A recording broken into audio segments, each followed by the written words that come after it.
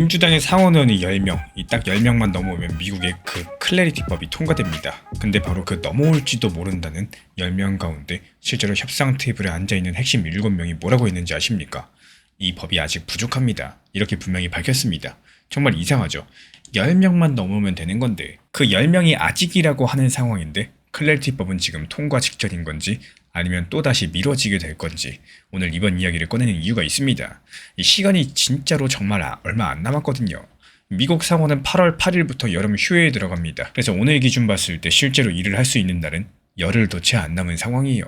이 안에 처리를 못하면 이 법은 올해 안에 되기가 확 어려워질 거고, 그래서 리플이나 비트코인에 투자하시는 분들께서 이 날짜만 쳐다보고 계신 겁니다. 근데 분위기가 좋지가 않습니다. 이 사람들이 실제 돈을 걸고 이런 일이 일어날까 이렇게 마치는 예측 시장이 있죠. 플리마켓이라는 곳인데 여기서 이 법이 올해 안에 통과될 확률이 지금 30%대 후반까지 내려왔습니다. 올해 2월 달까지만 해도 이 숫자가 80%가 넘었었죠. 근데 반년 만에 반토막이 난 겁니다. 그럼 도대체 뭐가 이렇게 가로막고 있을까요?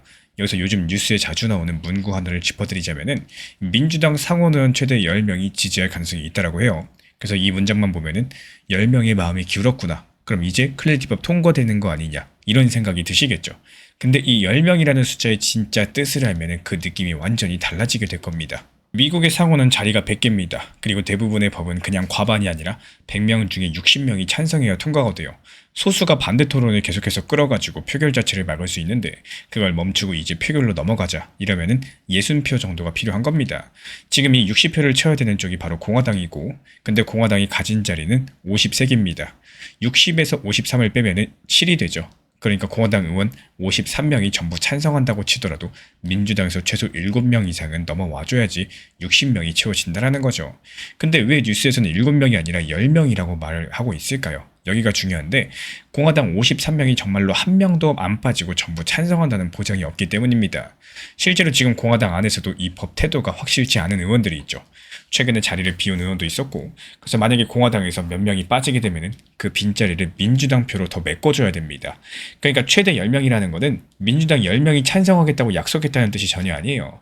이 상황에 따라서 민주당에서 최대 10명까지 필요할 수도 있다는 이 채워야 될 인원의 최대값을 말을 하고 있는 겁니다. 지지자 숫자가 아니라 필요 인원수라는 거죠. 그럼 실제로 지금 찬성하겠다고 한 민주당 의원은 몇 명일까요? 위원회 단계에서 이 법에 찬성표를 던진 민주당 의원은 딱 2명입니다. 엘서 브룩스 그리고 갈레고까지. 그리고 협상 테이블에 앉은 핵심 민주당 의원 7명은 바로 얼마 전에 이 초안은 아직 여러 부분이 부족하다라는 공동 성명을 냈어요. 아예 이 클래리티법을 부패한 법이라고 부르면서 반대 기자회견을 연 의원도 3명이나 있고요. 그러니까 10명 지지 가능성이라는 헤드라인 뒤에 진짜 그림은 확정 찬성이 2명이고요. 그리고 조건이 붙은 7명이 있습니다. 그런데도 어디선가는 민주당 12명, 많게는 18명이 열려있다라는 낙관적인 말까지도 나오고 있는 상황이에요. 이건 이 클래리티법을 밀고 있는 공화당 쪽 은행위원장이 한 컨퍼런스에서 추정한 취지인데요.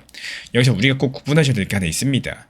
열려있다는 말과 이 법안에 찬성한다는 말, 완전히 다른 말이라는 거예요. 열려있다라는 거는 그냥 시장의 규칙을 만드는 것 자체는 나도 반대 안 해, 이 정도의 태도입니다.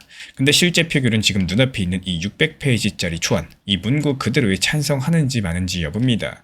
이 두 가지 사이의 거리가 굉장히 먼데 게다가 절차까지도 생각보다 복잡해요. 한 방에 표결로 끝나는 게 아닙니다. 먼저 다수당 대표가 이 법안을 본격적으로 논의하기 시작하자 안건을 올려요. 그럼 보통 이틀 뒤에 첫 번째 표결을 하는데 이게 아까 말씀드린 60표 정도가 필요한 표결입니다. 여기서 60표를 반드시 넘겨줘야지 그때부터 최대 이 30시간 정도의 토론을 합니다. 그 토론이 끝나야지 비로소 법안 자체를 다루자 다음 단계로 넘어가고요. 그러니까 우리가 통과됐다라고 말을 하려면은 이 단계를 몇 개나 더 지나가야 되는 상황인 겁니다. 그 중에서 첫 번째 단계인 60표조차도 지금 안 보이는 상황이라는 거예요. 이 코인업계가 만든 정치 후원단체가 있죠. 특정 후보를 밀거나 반대로 떨어뜨리려고 돈을 모아서 광고 같은 데 쓰는 조직입니다. 그 중에 페어쉐이크라는 유명한 단체하고 거기에 딸린 2개의 관련 단체가 있는데 이들이 내년 중간선거를 겨냥해서 모아둔 돈이 얼마인지 아십니까? 우리 돈으로 2,400억입니다. 제가 지어낸 얘기가 아니라 미국 선거관리위원회에 신고된 금액을 블룸버그가 보도한 내용이에요. 이게 왜 소름 돋냐? 내년에 선거를 다시 치러야 되는 의원들 입장에서 생각을 해보세요. 코인 업계 편에 서느냐 마느냐가 단순하게 정책 신념의 문제가 아니라요. 내 선거 자금하고도 직접적인 연결되는 문제가 될 수 있다는 겁니다. 이 2,400억이라는 돈은 우호적인 후보에게는 힘이 될 거고요. 반대하는 후보에게는 부담이 될 겁니다. 그러니까 민주당 최대 10명이 넘어올 수 있다. 이 말이 아예 근거가 없는 소리가 아닌 이유는요. 이 클래리티 법안 내용이 갑자기 좋아져서 하는 말이 아닙니다. 이 선거 자금이라는 압력이 조용히 깔려있기 때문인 거고, 이 표는 회의실 안에서만 계산되는 게 아니라 다가오는 중간 선거를 보면서 계산된다라는 거죠. 이 부분을 이번에 블룸버그 측에서 핵심 내용으로 보도를 했고, 이에 따른 민주당이 10명 정도가 넘어올 수 있을 것이다, 이런 가능성에 대한 보도가 나왔습니다. 게다가 당장 이번 주는 시간표부터가 꽉 막혀 있는 상황이죠. 미국 상원은 방금 말씀드린 그 60표 절차를 한 방에 법안 하나씩만 처리할 수 있어요. 근데 이번 주 본회의장은 다른 일들로 꽉 차 있습니다. 연방공직자 인준 안건이 먼저 걸려있고, 러시아 제재 법안도 있고요. 특히 이 러시아 제재 법안은 이달 초에 세상을 떠난 린지 그레이엄 상원의원이 생전에 마지막으로 합의를 이끌어낸 안건이기 때문에 더 앞순서로 다뤄지는 분위기입니다. 이런 것들을 하나하나씩 처리하다 보면 휴회 전에 남은 며칠이 그냥 다 지나가 버릴 거고, 그래서 다수당 대표 본인도 이번에 다 끝내기 어려울 것 같다, 이미 인정을 한 상황입니다. 그럼 앞으로는 어떻게 될까요? 제가 지금 보는 그림은 딱 하나입니다. 이번 주 안에 그 첫 번째 표결까지 가기는 현실적으로 물리적으로 사실상 어렵다, 이렇게 말씀드려요. 다수당 대표가 그래도 표결을 한번 밀어붙일 수 있는데 그건 통과를 위해서라기보다도요, 누가 찬성하고 누가 반대했는지 이 기록에 남기려는 목적의 가능성이 클 거고, 본인도 일단 시작이라도 해서 표가 어디에 있는지 보자, 이렇게 말을 했거든요. 그러니까 진짜 승부처는 이번 달 다음 달이 아니라 휴회 직전 마지막 며칠, 아니면은 9월달로 넘어갈 공산이 크다라는 말씀을 드려요. 제가 이렇게 보고 있는 근거는 세 가지입니다. 지금 당장은 60표가 안 보여요. 공화당표도 확실하지가 않고요. 협상 핵심 민주당 7명은 부족하다라고 했고요. 확정 찬성은 2명뿐입니다. 한마디로 운에 기댈 수밖에 없는 상황인데, 이번 주 본회의장이 다른 안건들로 막혀있다 보니까 절차를 시작할 시간 자체가 부족합니다. 게다가 마지막으로 밀고 있는 다수당 대표조차도 이번에 어렵다고 인정을 말로 했고, 통과 확률도 반년 만에 80%대에서 30%대까지 떨어졌습니다. 그래서 이 공화당 대표가 첫 번째 표결 절차를 걸치는지, 그리고 언제 가는지, 성명이 아니라 실제 표로서 이름이 확인되는 민주당 찬성자가 나올 수가 있는지, 그리고 윤리조항의 최종 문구가 어떻게 바뀌는지까지, 이 폴리마켓 확률이 어느 쪽으로 움직이는지, 마지막으로 리플이나 비트코인에 투자하시는 분들께서 냉정한 얘기 4가지만 정직하게 드리고 정리하겠습니다. 먼저 최대 10명은 지지 약속이 아니라 필요할 수 있는 최대 인원이라는 거고요. 실제 확정 찬성은 아직 2명 수준입니다. 두 번째로 열려있는 말과 이 법안에 찬성한다는 말은 다른 말이라는 거. 세 번째로 설령 그 첫 번째 표결을 통과해도 그날 바로 법이 되는 게 아니죠. 30시간 토론 있어야 되고요. 법안 자체 표결이 있어야 되고요. 그리고 다시 하원 갔다가 대통령 서명까지도 단계가 줄줄이 남아 있습니다. 이 소식 하나로서 XRP나 비트코인 가격이 그날 바로 뛰어오르는 그런 단순한 일이 아니라는 거고, 여기 나온 성명이나 발언들은 전부 보도를 기준으로 정리한 내용이고, 표결 일정은 언제든지 바뀔 수 있다는 거. 공화당 대표도 정확한 날짜는 아직까지 확정하지 않은 상황입니다. 민주당 최대 10명이라는 숫자는 지지자 숫자가 아니라요, 60표를 채우기 위해서 필요할 수 있는 최대 인원이고, 지금 확정된 찬성자는 2명뿐이라는 거. 근데 통과 가능성이 자꾸 거론되는 진짜 이유는 법안 내용보다도 2027년 선거에 쓸 2,400억 규모 자금 압력이 조용히 깔려있기 때문이다. 저는 이렇게 보고 있습니다. 다만 이번 주는 본회의장이 다른 안건들로 막혀있기 때문에 진짜 승부는 휴회 직전 며칠이나 9월달로 넘어갈 가능성이 크겠고, 우리 구독자분들께 질문 하나 드리고 싶어요. 이 다수당 대표가 휴회 직전 질 걸 알면서도 표결을 강행할 수 있을까요? 아니면 조용히 9월로 넘어가게 될까요? 우리 구독자분들 생각들 댓글로 남겨주시고, 다음 영상에서는 이 첫 번째 표결이 실제로 걸렸는지, 그리고 성명이 아니라 진짜 표로서 이름을 밝힌 민주당 찬성자가 얼마나 나왔는지 그 결과지를 들고 다시 찾아오도록 하겠습니다. 지금 딱 3표가 전체 시장 판을 흔들고 있습니다. 이번 주 미국에서 나온 이 짧은 숫자 하나가 지금 전 세계 시장을 그야말로 아수라장으로 만들고 있는데요. 미국의 금리를 정하는 회의, FOMC 회의에서 표결에 참여한 12명 가운데서 3명이 반대표를 던졌는데, 여기서 이상한 점이 있습니다. 이 3명이 반대한 이유가요, 우리가 흔히 떠올리는 것과는 오히려 정반대 의외였다는 건데요. 금리를 조금 내려달라고 반대한 게 아니라 오히려 지금보다 금리를 올려야 된다, 이러면서 반대표를 던졌습니다. 그리고 이렇게 3명이 똑같은 방향으로 반대표를 던진 거는 지난 2016년 9월 이후로 거의 10년 만에 벌어진 역사적인 일입니다. 자, 먼저 무슨 일이 있었냐. 이번엔 미국의 중앙은행, 그러니까 연준이라고 부르는 곳이 금리를 결정하는 회의를 열었죠. 결과부터 먼저 말씀드리면요, 금리는 그대로 동결을 했습니다. 이 지금의 미국 기준금리는 3.5%에서 3.75%포인트 사이인데, 이번에도 이 수준을 건드리지 않았어요. 이렇게 금리를 그대로 둔 게 벌써 5번째 회의 연속입니다. 참고로 여기서 기준금리라는 거는 쉽게 말씀드려서 그 나라 돈에 붙는 가장 기본이 되는 이자죠. 이게 오르면 대출 이자도 올라가고요, 시장 곳곳의 이자도 따라 오르기 때문에 또 마찬가지로 내리면 같이 내려갑니다. 그래서 전 세계가 이 FOMC 회의 하나를 그렇게 뚫어지게 쳐다보고 있었던 겁니다. 그래서 여기까지만 들어보시면 사실 별일 아닌 것처럼 느껴지시죠. 금리 건드리지 않고 그대로 동결했는데 뭐가 문제냐. 그것도 5번째 연속이다. 좀 지루할 만큼 조용한 결정인 건데 진짜 이야기는 그 조용한 결정 안에 숨어 있었습니다. 바로 아까 말씀드린 반대표 3명 때문인데요.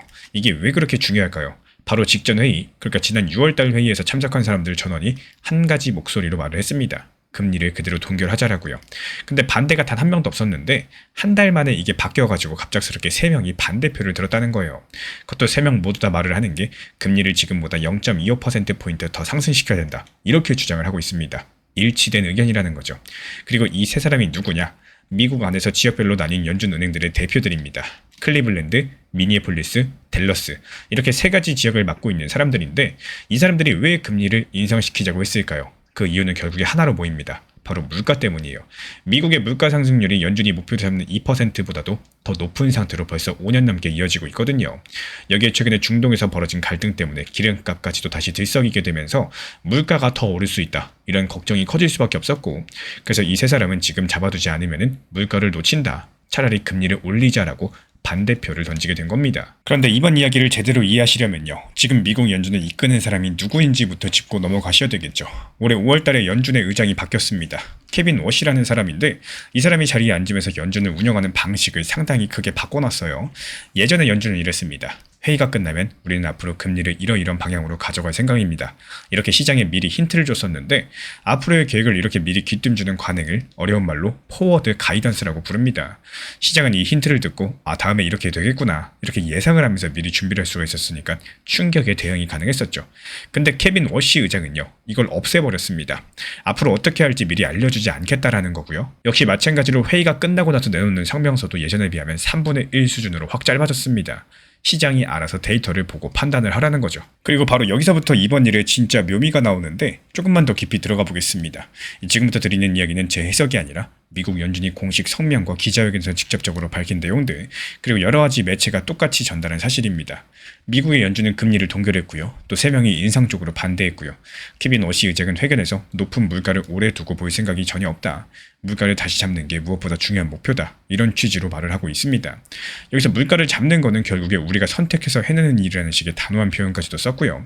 그러면서도 앞으로 어떻게 할지에 대해서는 여전히 알려주지 않았습니다. 여기에 대해서 제가 바라보는 관점은요. 이 케빈 워시 의장이 앞으로 어떻게 할지 미리 말해주지 않겠다라면서 입을 닫았습니다. 그럼 시장은 답답해지겠죠. 그럼 미국 연준이 다음에 금리를 올릴지 내릴지 힌트를 안 주다 보니까 이런 순간에 3명이 금리를 올려야 된다. 공개적으로 반대표를 던지게 된 겁니다. 그럼 시장 입장에서 이게 당연히 어떻게 들릴까요? 예전에는 올리지 말자고 했다가 이제 올리자고 한다? 그럼 이런 숫자가 커져간다? 이런 상황에서 케빈 워시 의장은 입을 닫았는데 그 안에서 3사람이 금리 올리자고 손을 든 겁니다.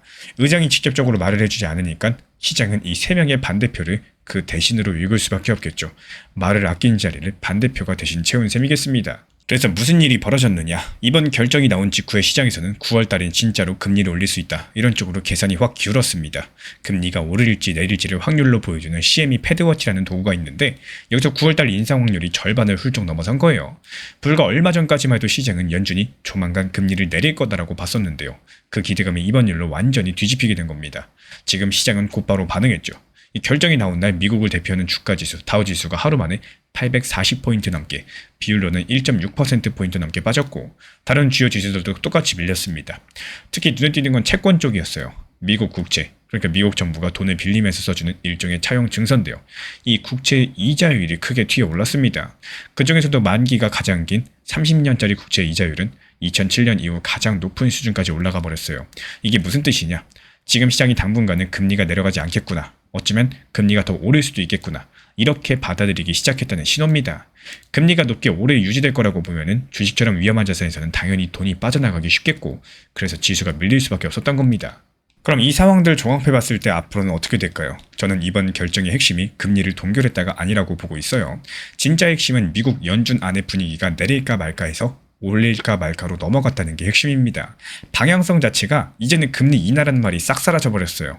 그래서 앞으로는 금리 인하가 아니라 지금처럼 높은 자리에 그대로 머무른다거나 아니면 상황에 따라서 금리를 인상할 수도 있는 이런 국면이라고 생각을 하시면 되겠습니다. 왜 그렇게 보고 있느냐? 그 근거는 총 3가지입니다.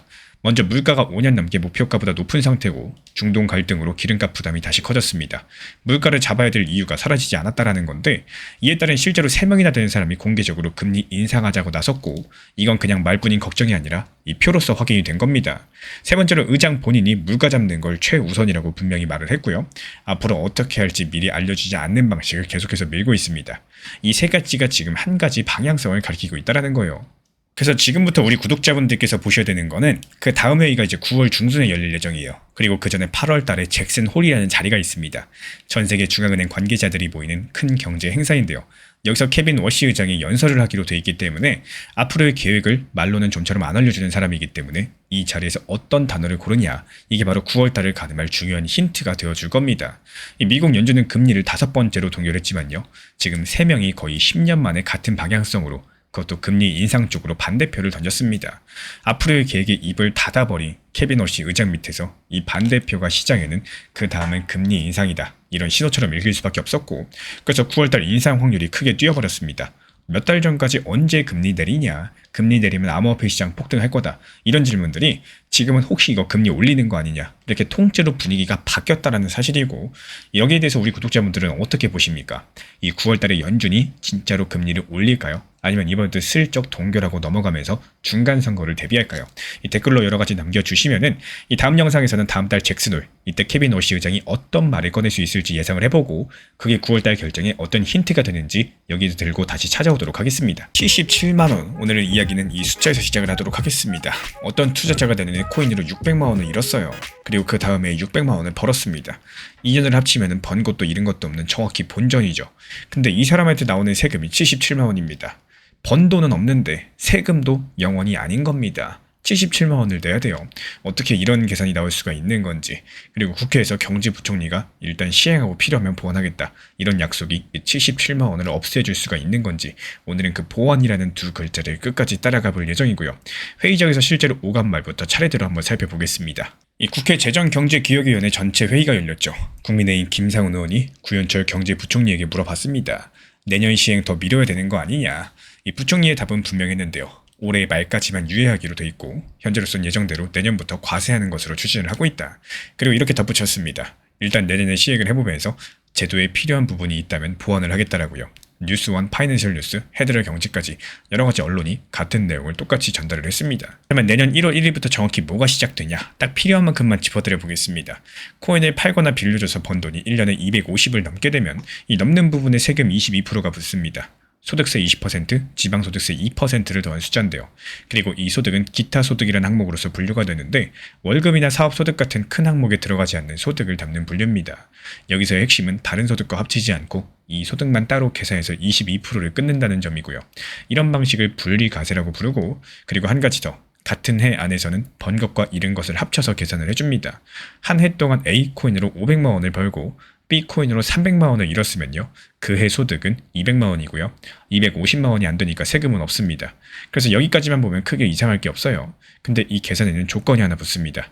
같은 해 안에서만 그렇다라는 건데요. 그럼 이제 맨 처음에 77만원을 계산을 해보겠습니다. 2027년 손실 600만원은 세금이 없는 대신 거기서 끝입니다. 다음 해로 넘어가지 않아요. 2028년의 수익 600만원은 앞에 손실과 상관없이 그해 소득으로 잡힙니다. 600만원에서 250만원을 빼면 350만원, 여기에 22%를 곱하면 77만원이죠. 계좌는 본전인데 세금은 77만원이 나오는 구조입니다. 한 해의 손실을 다음 해 수익에서 빼주는 제도를 2월 공제라고 하는데 내년에 시행되는 법에는요, 이게 아예 없기 때문이에요. 바로 이 지점에 대해서 김상훈 의원이 회의장에서 파고들었습니다. 아니, 미국이나 영국, 호주 같은 나라들은 코인 손실도 다음 해로 넘겨가지고 2월에서 빼준다, 이런 지적을 남겼고, 그리고 여기에 대한 부총리의 답이 오늘 이야기의 진짜 시작점입니다. 부총리의 답은 세 갈래였는데요. 먼저 첫 번째로 미국이나 영국 같은 나라는 자본 이득세라는 별도 체계로서 과세하겠지만 우리는 그 체계가 아니다. 여기서 자본이득세란 자산을 사고 팔아가지고 남긴 차익만 따로 과세하는 전용 체계를 뜻하는데요. 우리는 그 대신에 기타 속으로 분류해서 20% 분리과세를 하면서 공제를 적용해주는 시스템이라는 겁니다. 두 번째로 주식 투자도 지금 2월 공제가 안 된다라고요. 세 번째로 자본이득세 체계로서 가고자 한다면 이 코인만 볼 게 아니라 자본시장 전반을 어떻게 할지 종합적이고 체계적으로 봐야 되는데, 이 세 갈래의 답변 중에서 그냥 들으면 원론처럼 들리죠. 근데 하나하나씩 뜯어보면은 보완이라는 단어의 실제 크기가 보이기 시작을 하실 텐데요. 투자자들이 바라보는 보완은 사실상 세 가지로 좁혀집니다. 첫 번째로 250만 원인 공제 금액을 올리는 거, 두 번째로 2월 공제를 새로 넣는 거, 세 번째로 아예 기타 소득이 아니라 자본 이득 체계로 바꾸는 거. 근데 이 세 가지에는 공통점이 있죠.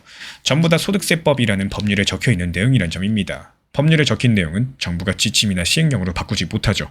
국회에서 개정안이 표결을 통과해 바뀌고 반대로 시행 쪽은 이미 통과된 법의 시행 시점까지 적혀 있다 보니까 새로 표결할 게 없습니다. 그러니까 시행하고 보완하겠다 이런 문장들은요. 앞쪽은 표결이 필요 없는 일이고 뒤쪽은 표결이 필요한 일입니다. 같은 문장 안에 무게가 전혀 다른 두 가지 약속이 들어있다는 건데 그럼 여기서 세 가지 보완이 각각 얼마나 가까이 있는지 이 답변에 하나씩 대입해서 견져드려 보겠습니다. 먼저 세 번째, 이 자본 이득 체계 전환인데요.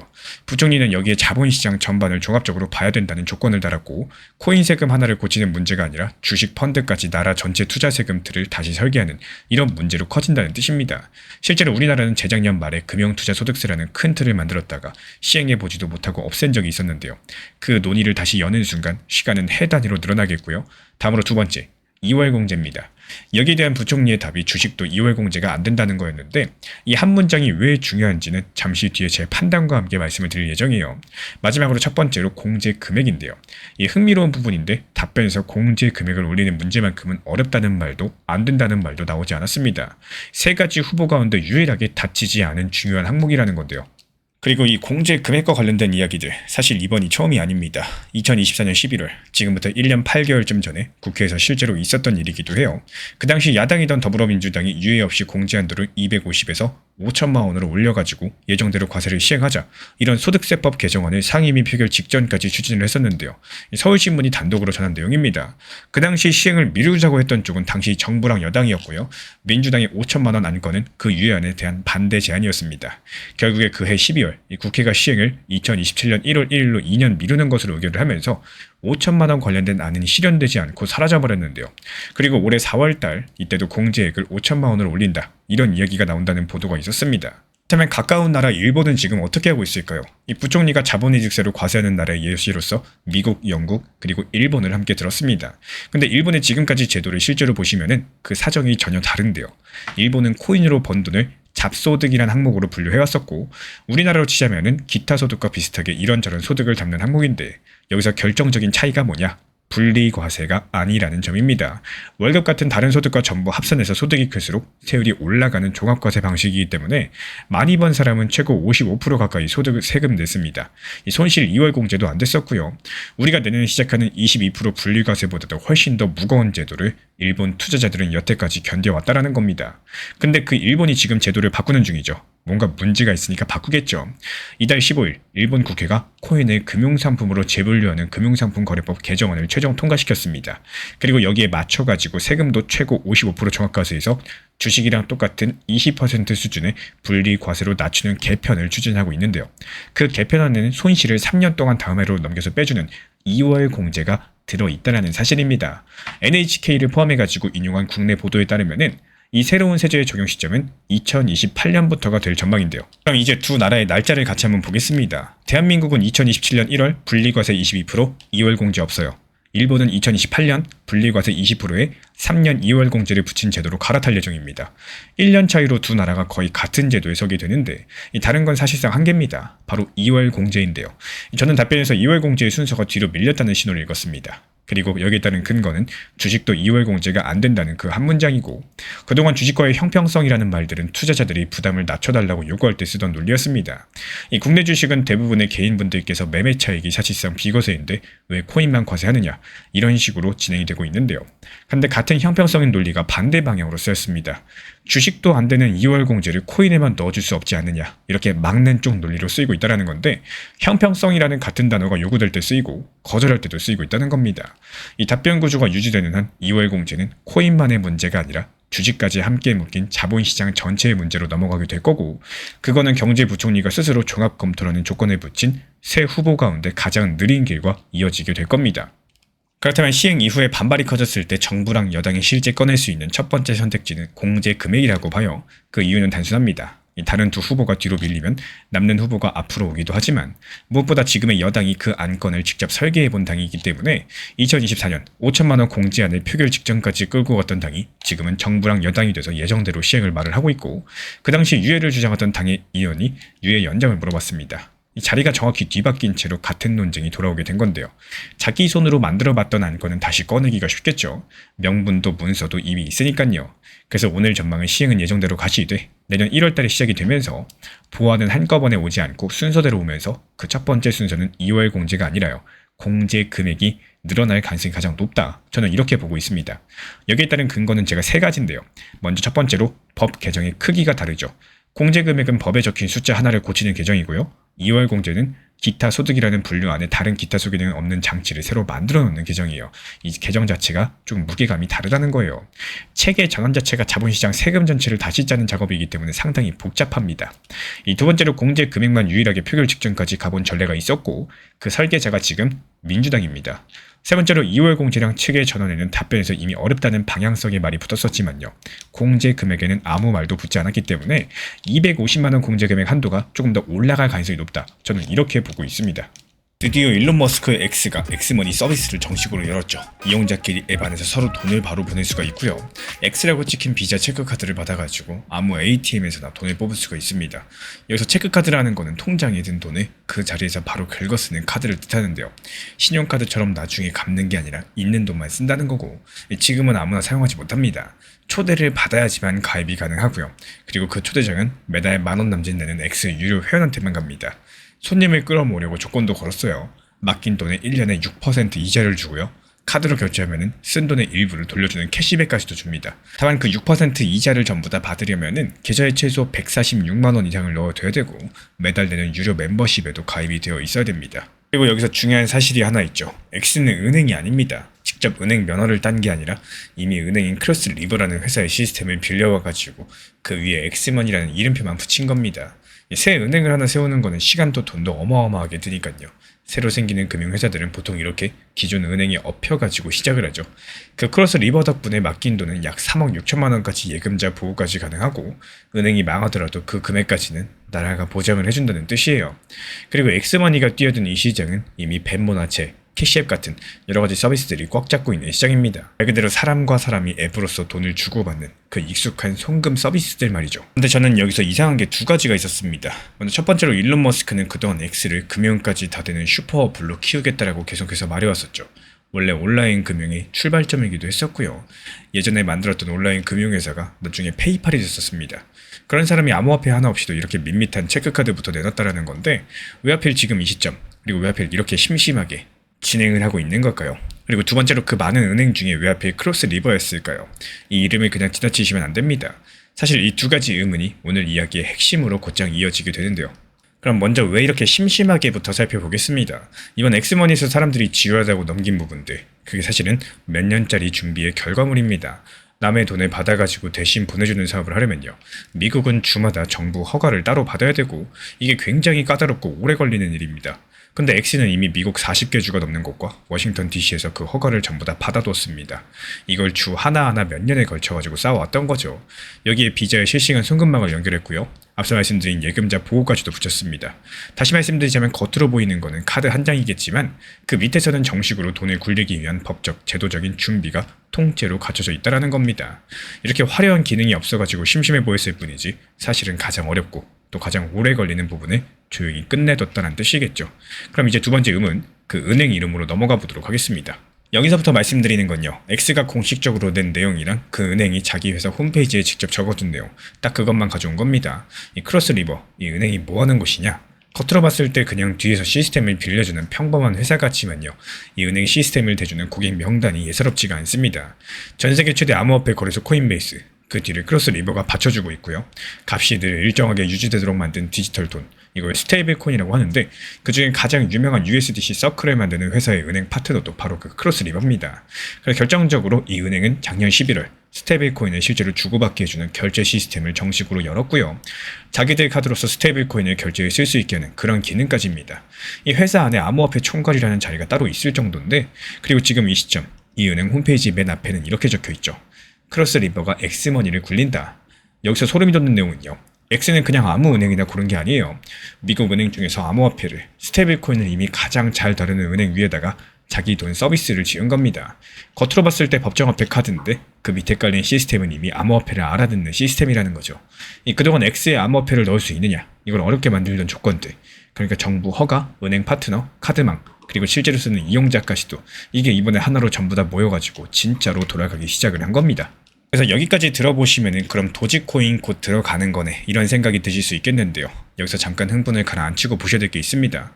지금부터는 어느 발표에도 어느 기사에도 나오지 않는 이야기인데요. 제가 두 가지를 겹쳐놓고 혼자 읽어본 생각이기 때문에 얼마든지 틀릴 수는 있어요. 그러니까 참고 정도만 하시고 판단은 직접 하시길 부탁을 드립니다. 냉정하게 짚으셔야 될 게 몇 가지가 있는데요. 먼저 다시 말씀드리지만 지금 엑스머니에 도지코인은 없습니다. 완전히 법정화폐 서비스예요. 그리고 이게 제일 중요한데 그 크로스 리버가 다른 암호화폐는 스테이블코인, 그러니까 값이 고정된 서클 쪽입니다. 값이 크게 출렁이는 도지코인하고는 결이 다르겠죠. 그래서 만약에 엑스머니에 언젠가 암호화폐가 들어온다라고 할지라도 가장 자연스러운 첫 번째 순서는 도지코인이 아니라 그 스테이블코인의 가능성이 높다라는 거고, 이 도지코인은 그 다음 완전히 별개의 결정이 필요한 이야기입니다. 세 번째로 이건 당장 도지코인 가격을 밀어올릴 만한 재료가 아닙니다. 그리고 네 번째로 미국에서 가장 큰 금융시장인 뉴욕은 아직 X의 이 사업 허가를 안 내줬어요. 6% 이자가 지나치게 세다라면서 규제당국이 눈여겨보고 있다라는 이야기도 있고요. 그러니까 장밋빛으로만 볼 일은 아니라는 거예요. 그럼 이 모든 걸 종합해봤을 때 어떤 그림이 나오느냐? 앞으로 엑스머니는 당분간 평범한 법정화폐 어플이 하는 일들을 할 겁니다. 초대 대상을 넓힐 거고요. 6% 이자로 사람들 돈을 끌어모을 겁니다. 아직까지 받지 못한 뉴욕 허가를 받으려고 하겠죠. 암호화폐가 만약에 온다면 방금 말씀드린 대로 스테이블코인부터일 겁니다. 도지코인은 이거보다 뒤에 있는 순전히 사업적인 선택의 문제예요. 그래서 이번 일이 도지코인에게 갖는 진짜 의미는 가격이 아니라 질문이 바뀌었다는 데 있습니다. 지금까지 도지 홀더의 오랜 꿈이었던 X에 도지가 들어갈 수 있을까라는 질문들, 사실 기술적으로 제도적으로 가능한가, 이런 질문이었는데 여기에 따른 답은 오랫동안 아직까지 준비 안 돼서 안 된다, 바로 이거였죠. 근데 이제 그 준비가 다 됐다라는 거고, 정부 허가도 암호화폐를 아는 은행들도 카드망도 이용자가 수억 명에 달하는 어플도 실제로 갖춰졌습니다. 그래서 이제 질문은 할 수 있느냐에서 할 거냐로 넘어갔다라는 거예요. 넘을 수 없던 조건들이 이제는 그냥 하나의 선택지가 됐다라는 거죠. 제가 이렇게 보고 있는 근거는 세 가지입니다. 먼저 크로스 리버가 암호화폐랑 스테이블코인을 실제로 다룬다는 건 제 추측이 아니라 그 회사가 직접적으로 공개한 사실입니다. 두 번째로 X가 40개 주 넘는 면허랑 비자 송금망, 예금자 보호까지 갖췄다는 것도 확인된 사실이고, 세 번째로 엑스머니 소식이 나올 때마다 시장이 자꾸 도지코인을 떠올려서 값이 반응해온 것도 감정이 아니라 실제로 반복되어 온 현상들이죠. 그래서 앞으로 지켜보셔야 될 세 가지는 이 도지코인 엑스머니가 앞으로 내놓는 계획 안에 암호화폐나 스테이블코인 기능이 실제로 등장하는지, 그때 도지코인이라는 이름이 한 번이라도 불리게 되는지, 그리고 도지코인이 100원 선을 지켜낼 수 있는지. 엑스머니는 도지코인 없이 심심한 법정화폐 카드로 나왔고, 그래서 지금 당장의 가격 재료는 아닙니다. 하지만 그 심심한 카드 밑에는 암호화폐를 이미 다루는 은행들, 그리고 수년치 면허라는 준비가 통째로 갖춰져 있기 때문에, 그래서 도지코인에게 이번 일의 진짜 의미는요, X에 도지가 들어갈 수 있느냐, 이런 오랜 질문이 이제 넣을 거냐라는 이 선택의 문제로 바뀌었다는 사실입니다. 그럼 여기서 우리 구독자분들께 한 가지만 여쭤볼게요. 이제 남은 게 기술이 아니라 선택뿐이라면 일론 머스크는 과연 그 스테이블코인 다음 순서에 도지를 올릴 수 있을까요? 아니면 도지코인은 끝까지 응원하는 말로만 그치게 될까요? 우리 구독자분들 생각이 궁금합니다. 코인 시장이 다시 살아나려면 코인이 주식시장처럼 점잖아져야 된다, 이렇게 다들 말씀을 하십니다. 감독을 받고 정해진 시간에만 거래가 되고 그렇게 주식을 닮아가야 제도권에서 인정을 받는다는 얘기죠. 근데 지난 3월달 미국에서 정반대 방향의 일이 벌어졌습니다. 전 세계에서 두 번째로 큰 주식 거래소인 나스닥이 자기네 시장의 주식을 블록체인 위에 토큰 형태로도 거래하고 결제할 수 있게 해달라 감독 당국에 요청을 했다라는 건데요. 그리고 3월 18일 날 승인이 났고, 코인이 주식을 닮아가는 게 아니라 오히려 주식이 코인을 닮아가기 시작을 하고 있는 현상입니다. 그래서 오늘은 이 뒤집힌 방향성이 왜 하필 지금에서 나왔는지, 그리고 그 한가운데 왜 자꾸 이더리움이라는 이름이 등장하는지를 하나하나씩 풀어드려 보도록 하겠습니다. 가격이 계속해서 흘러내리던 지난 1년 동안 코인과 제일 거리가 멀어 보이던 회사들이 오히려 블록체인 안으로 걸어 들어왔다는 건데, 왜 하필 다들 떠나가는 시기에 들어오고 있을까요? 그 대표 사례가 미국의 주식거래 어플 로빈후드입니다. 지금 로빈후드는 미국의 젊은 세대가 주식 살 때 가장 많이 사용하는 어플 중 하나인데요. 작년 6월 말 유럽에서 주식 토큰이라는 걸 내놨는데요. 처음에 미국 주식과 ETF 200개 정도로 시작을 해서 지금은 무려 2000개가 넘어가는 엄청난 대규모입니다. 여기서 주식 토큰이 뭐냐? 진짜 주식을 근거로서 삼아가지고 여기서 만든 디지털 증서를 블록체인 장부에 올려가지고 코인처럼 밤낮 없이 사고 팔 수 있게 만든 겁니다. 여기서 거래는 주 5일 24시간으로 열었고요. 자체 블록체인이 자리를 잡으면은 1년 365일 내내 24시간으로 넓히겠다. 이런 계획들을 가지고 있습니다.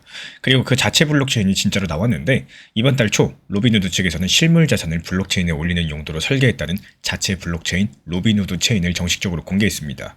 여기서 중요한 점은요. 이 체인의 바탕입니다. 로빈후드 체인 같은 경우는 아비트럼이라는 이더리움 계열 기술 위에 만들어졌고 이 대목은 잠깐 뒤에 다시 꺼내드리겠습니다. 오늘 이야기의 핵심 연결고리가 바로 여기에 숨어 있거든요. 그러면 이게 지금 얼마나 굴러가고 있을까요? 이 숫자를 보면 아직까지 크지는 않지만 방향성이 재미있습니다. 투자은행 번스타인 집계로 로빈후드 체인은 출발 몇 주 만에 블록체인 거래 상위 5위권 무대가 됐고 일주일 누적으로 우리 돈 4조 5천억 규모 거래가 됐습니다. 이 주식 토큰은 6만 5천 명 정도가 190억 정도를 들고 있고요. 미국을 뺀 120개 나라 넘는 곳에서 살 수가 있습니다. 솔직한 말로 말씀을 드리자면은 초반 거래의 대부분은 주식이 아니라 밈코인이었고요. 근데 최근 2주 사이에 분위기가 달라졌습니다. 이 코인데스크 보도로 봤을 때 이 체인 위의 실물 자산 규모가 2주 1도 안 돼서 5배로 불어가지고 1,000억 원 남짓이 됐고요. 토큰 주식 12개가 하루에 몇억 원씩 이상씩 거래가 되는데 게임스탑 토큰 하나가 하루에 390억 정도 가까이 손바뀜됩니다. 시작치고는 상당히 구체적인 움직임이라는 거죠. 근데 로빈후드 하나만 보시면은 이 그림의 절반도 못 보신 겁니다. 지금 시장에서 벌어지는 일을 크게 묶어보면 총 4갈래입니다. 스테이블 코인, 그리고 토큰화, 24시간 거래, 그리고 기관들의 온체인 금융까지 하나씩 짧게 보도록 할게요. 먼저 스테이블 코인은 값이 늘 일정하게 고정되도록 실제 돈과 국채를 쌓아두고 그만큼 찍어낼 수 있는 코인을 뜻하죠. 이 코인들의 전체 잔액이 지금 우리 돈 450조 원 안팎의 규모입니다. 여기서 눈여겨볼 건 크기보다도 성질인데요. 지난 하락장에서 스테이블 코인도 30% 넘게 쪼그라들었는데 이번 하락장에서는 오히려 잔액이 사상 최고 수준 근처를 그대로 지켰다는 겁니다. 코인 가격이 반토막 나는 동안에도 이 스테이블 코인들은 떠나지 않았다라는 거고, 물론 정직하게 덧붙이자면 최근 한 달 사이 15조 원 가까이 줄어들었다는 직회도 있지만요. 그 다음은 토큰화입니다.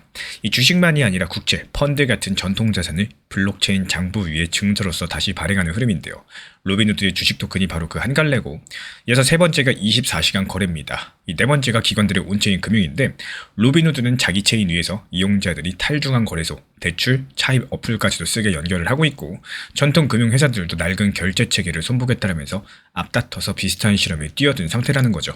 그리고 이제 처음에 나스닥 이야기로 돌아가 볼게요. 이번 승인 자체가 뜯어보면 생각보다 훨씬 더 진지한 상황입니다. 이 제도가 미국에서 거의 모든 주식의 최종 장부를 맡아 정리하는 예탁기관 DTCC가 작년 12월 달 허가받은 3년짜리 토큰화 시험과 맞물려서 돌아가게 되는데요. 대상도 장난이 아닙니다. 미국 대형주 1,000개 안팎과 대표지수 ETF들이고 이 토큰으로 바꾼 주식이랑도 기존 주식과 완전히 같은 것으로 취급이 됩니다. 의결권도 배당도 종목 코드도 똑같고요. 같은 호가창에서 같은 순서로 체결됩니다. 이 토큰화가 이미 나스닥만이 아니라 뉴욕 증권거래소의 모회사까지도 눈독을 들이는 영역이 된 상황이기 때문에 일단 이 얘기까지만 들어봐도 미래 전망이 상당히 밝다는 걸 알 수가 있겠죠. 그럼 여기서 오늘의 핵심 질문입니다. 이 모든 게 이더리움하고 과연 무슨 상관이 있을까요? 아까 영상 초반에 아껴둔 연결고리를 이제 꺼내보겠습니다. 이 로빈후드 체인 같은 걸 레이어 2라고 부릅니다. 어려운 말 같지만 그 구조는 단순해요. 거래는 자기 안에서 빠르고 저렴하게 처리하면서 그 거래 기록의 최종 보관만 이더리움 장부에 맡기는 보조 블록체인입니다. 그리고 기록을 맡길 때마다 이더리움의 사용료를 냅니다. 이더리움은 작년 말 업그레이드로서 이 보관 공간을 크게 늘려두기도 했었고요. 그러니까 유럽의 누군가가 새벽에 엔비디아 주식 토큰을 사고 팔면 그 기록의 최종 보관처는 이더리움이 된다는 얘기입니다. 주식 거래가 늘어날수록 이더리움 입장에서는 일감이 생기는 구조라는 거죠. 이더리움 입장에서 보면은 주식시장은 경쟁자가 아니라 새로 들어온 손님인 셈입니다. 그리고 돈의 흐름들이 실제로 이 방향성을 가리키기 시작을 했습니다. 올해 들어서 이더리움 ETF의 주간 유입액이 비트코인 ETF를 앞지른 일이 이번까지 3번이 있었고, 지난주 당시 이더리움 ETF에만 1,500억 넘게 들어와서 비트코인 쪽에 3배 가까이 됐습니다. 출시 이후 누적액으로는 17조 원가량이 이더리움 ETF에 쌓였고요. 개별 회사 움직임까지도 있었습니다.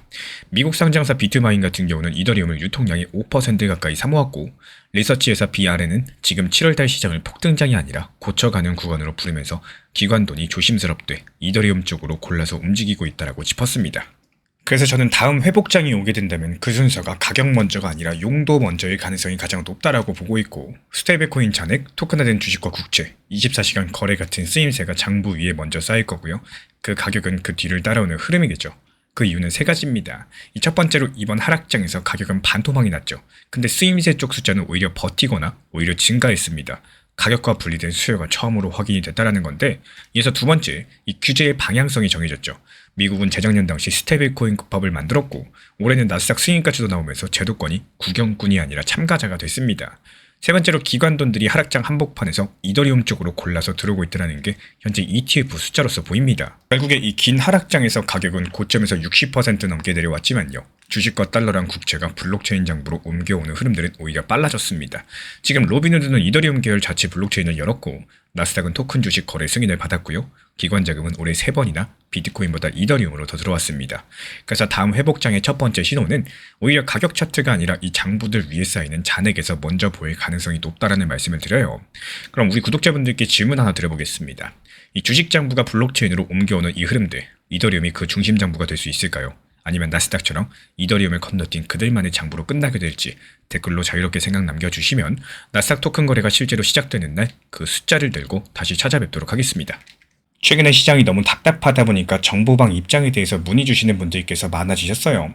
먼저 제일 중요하지만요. 제가 안내드리는 모든 정보방은 업비트, 빗썸, 현물 매매로서만 안내 도움드리고 있습니다. 지금 화면에 보이시는 번호나 혹은 댓글 링크에 있는 신청란을 통해서 신청 주시면은 안내를 도움드리고 있고요. 이 세 가지 방 중에 필요로 하신 방을 체크해서 신청 주시면은 필요로 하신 방에 맞춰가지고 입장 안내드리고 있습니다. 먼저 리플 전용방 같은 경우에 리플에 대한 중요 이슈, 그리고 리플에 대한 단기 저점과 단기 고점, 중장기적으로 보는 중요 타점 같은 핵심 내용에 대해서 안내드리고 있기 때문에 영상 시청해주시는 우리 구독자분들께서 리플이라는 코인이 장기적으로 좋다라는 건 알고는 있지만 현재 같은 시장에서는 많은 답답함을 느끼시는 분들께서 정말로 많이 계실 거라고 생각을 합니다. 이 적당한 일부 비중은 단기 고점과 저점을 살려서 효율적인 대응을 만들어 가시고 또 오히려 중장기적으로 더 잘 가져가기 위한 효율적인 매매하시는 것들을 추천드려요. 그리고 두 번째로 종합 브리핑방입니다.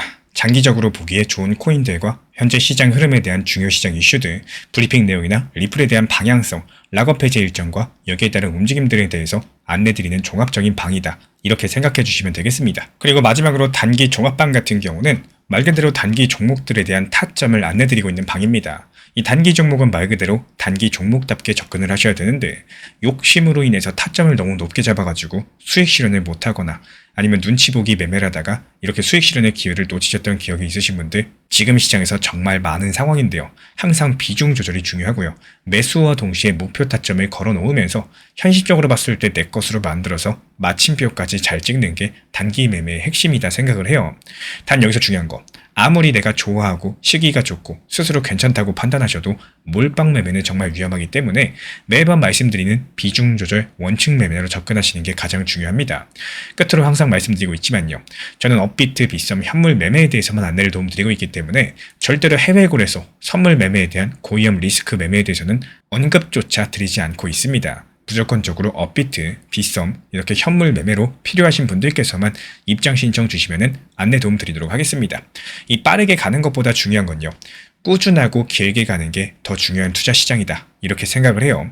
건강한 비중 조절 원칙 매매 활용하시기를 늘 응원드리겠습니다. 이 리플 XRP의 매수 매도 타점은 순간의 판단이 전부예요. 그래서 우리 신사 채널에서는 시장의 숨결 하나하나까지 놓치지 않고자 모든 흐름들 실시간으로 모니터링 중에 있습니다. 이 단기 반등 구간이 열리는 순간 그 찰나의 기회 타점을 우리 구독자분들께 바로바로 전달드리기 위해서인데요. 우리 신사 채널을 이미 구독해주신 분들 중에서 실시간 커뮤니티방 참여를 원하신다면 지금 보이시는 번호로 문자 남겨주시면 되겠습니다. 이 혼자서 불안하게 바라보는 시장이 아니라요. 함께 흐름을 읽고 움직이는 경험들을 선사해 드리도록 하겠습니다.